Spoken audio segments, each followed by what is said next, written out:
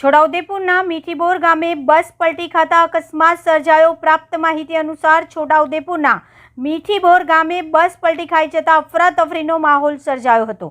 આજરોજ વહેલી સવારે બસ પલટી ખાઈ જતા 5 વ્યક્તિને ઈજાઓ થઈ છે, જ્યારે 3 વ્યક્તિને વધારે ઈજા થતા એમ્બ્યુલન્સ મારફતે છોટાઉદેપુર હોસ્પિટલ ખાતે ખસેડવામાં આવ્યા હતા। છોટાઉદેપુર તાલુકાના મીઠીબોર ગામે અચાનક બસ રોડની સાઈડ પર પલટી ખાઈ ગઈ હોય, જે અંગે ગામના લોકોના ટોળા જોવા ઉમટી પડ્યા હતા અને ઈજાગ્રસ્ત મુસાફરોને સારવાર અર્થે 108 બોલાવી એમ્બ્યુલન્સ મારફતે હોસ્પિટલ ખસેડવામાં આવ્યા હતા।